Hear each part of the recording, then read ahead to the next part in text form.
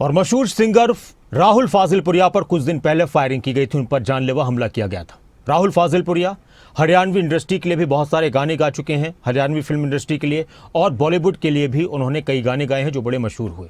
राहुल फाजिलपुरिया एक राजनेता के रूप में भी आज के वक्त में जाने जाते हैं और उन्होंने लोकसभा का चुनाव भी लड़ा। अब खबर अभी तक से बातचीत के दौरान उन्होंने कई बड़ी बातों का जिक्र किया है और उन्होंने ये भी कहा कि मेरे ऊपर हुए हमले की जांच होनी चाहिए। लेकिन इस सब के बीच राहुल फाजिलपुरिया ने दीपक नांदल से अपने किसी भी पैसों के लेन देन से इनकार किया है। कुछ दिन पहले एक गैंगस्टर की तरफ से एक पोस्ट वायरल किया गया था कि राहुल फाजिलपुरिया के साथ करोड़ों रुपए का लेन देन है, वो हमारे पैसे नहीं दे रहे हैं, इसलिए हमने उनके ऊपर हमला किया है और धमकी दी गई थी राहुल फाजिलपुरिया को। लेकिन अब राहुल फाजिलपुरिया कह रहे हैं कि मैंने सिद्धू मूसेवाला के खिलाफ आवाज उठाई थी, इसलिए मुझको भी टारगेट किया जा रहा है। सुनते उनकी बात। करण जयसिंह हमारे संवाददाता ने उनसे बातचीत की।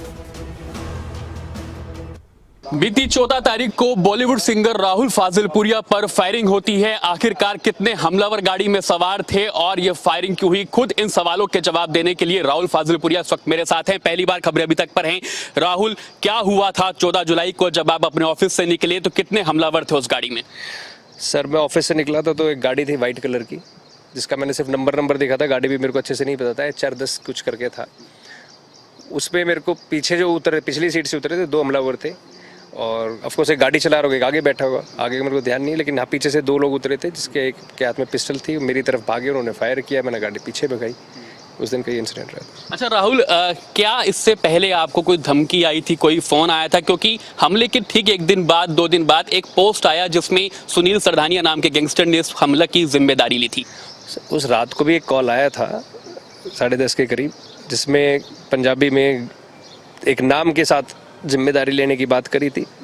5 करोड़ का उसने भी जिक्र किया था। उसने भी यही कहा था कि भाई हम तेरे को मार देंगे, तेरा सारा हिसाब किताब पता है, तेरे पास कितने पैसे। मैंने कहा नहीं है मेरे पास पैसे वगैरह, हमें सब पता है, तेरे अकाउंट के बारे में पता है, तेरे घर के बारे में पता है, रिश्तेदारों के बारे में पता है, जल्दी से जल्दी पैसे का इंतजाम कर लियो। तो उसके बाद मैंने पुलिस को मैंने ही कहा था कि भाई इस चीज़ को भी मीडियम ना दें, क्योंकि इस तरह के कॉल आते रहते हैं, हम ब्लॉक कर देते हैं, रिस्पॉन्ड नहीं करते तो बचाव रहता है। मुझे इसका पता लगेगा 2 और फ़ोन करेंगे, तो उस चीज़ को मैंने रोकने को कहा था। उसके बाद मुझे इस पर इन्वेस्टिगेट कर, तो पुलिस उस पर इन्वेस्टिगेट कर रही थी। क्या वो सुनील सरधानिया के नाम से ही आया था? नहीं, उसमें नाम दूसरा है। समय आने पर अपने पास स्क्रीनशॉट्स हैं, मैं दिखा दूंगा। पुलिस के फ़ोन में रिकॉर्डिंग भी है, तो उस चीज़ में उनका कोई लेना देना नहीं था। पंजाबी में थी वो। अच्छा राहुल, उस पोस्ट में दीपक नांदल का जिक्र किया गया। आपके गाने के प्रोड्यूसर हुआ करते थे, आपके दोस्त भी हुआ करते थे। दीपक की कितनी इन्वॉल्वमेंट है इस पूरे मामले में?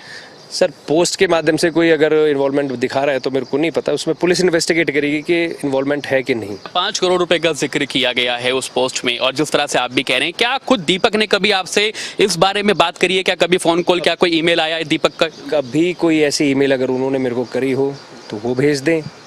ऐसा कभी उन्होंने व्हाट्सएप मैसेज किया हो वो भेज दें। हमारी बातें हुई थी, उसके बाद आज तक मेरे पास इस तरह की कोई चीज़ें नहीं है। और फिर भी मैं कहना चाहता हूँ 100 बातों की एक बात, अगर है तो अब भेज दें, आपके माध्यम से भेज दें, हम भेज देंगे, उसके बाद हम आपके माध्यम से बात कर लेंगे। पर ये कोई तरीका थोड़ी, अगर उन्होंने इस तरह की कार्रवाई करी तो बड़ा गलत है। बाकी इसमें पुलिस इन्वेस्टिगेट करेगी करा किसने है। मेरे को अब भी नहीं लगता कि हमारे इतने गंदे रिलेशन नहीं थे कि कोई इस तरीके की इस नीचता पे कोई उतरेगा, नहीं लगता मेरे को। लेकिन पुलिस पता करे इस बारे में और बिल्कुल डीपली जाके करे और अच्छे से इस बारे में कार्रवाई हो। अच्छा राहुल, आपने पहले सिद्धू मूसेवाला की जब हत्या हुई तो प्रोटेस्ट किया था, उस दौरान भी राहुल को धमकी आई थी और लॉरेंस बिश्नोई का नाम उसमें सामने आया था। सीरियस मैटर वही था और वही है, क्योंकि जिस टाइम भाई अपना सिद्धू मूसेवाला के साथ जब ये हुआ था तो हमने प्रोटेस्ट किए थे, अड़के मीडिया के सामने खड़े हुए थे। मीडिया में जब भी कोई नहीं बोला था, मेरे मामले में भी आज कोई बोलने वाला नहीं है, तो हमारी इंडस्ट्री में तो जब भी कोई नहीं बोल पाया था तो मैंने छिक के बोला था और अच्छे प्रोटेस्ट किए थे, स्टैचू लगाया था, वहाँ गए थे, मीडिया में कड़े शब्दों के अंदर निंदा करी थी, गैंगस्टर्स के बारे में सारी बातें बोली थी। उस चीज़ को ईगो पे लिया गया था, उसको ईगो पे लेके फ़ोन किए गए थे मेरे पास कि तू बड़ा बड़ा बदमाश है, इस तरीके की बातें उन्होंने करी गई थी।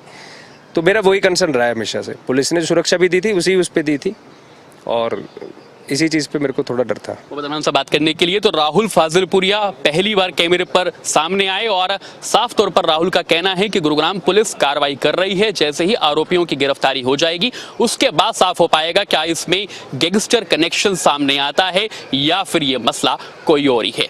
गुरुग्राम से वीडियो जर्नलिस्ट जितेंद्र शर्मा के साथ करण जयसिंह, खबरें अभी तक।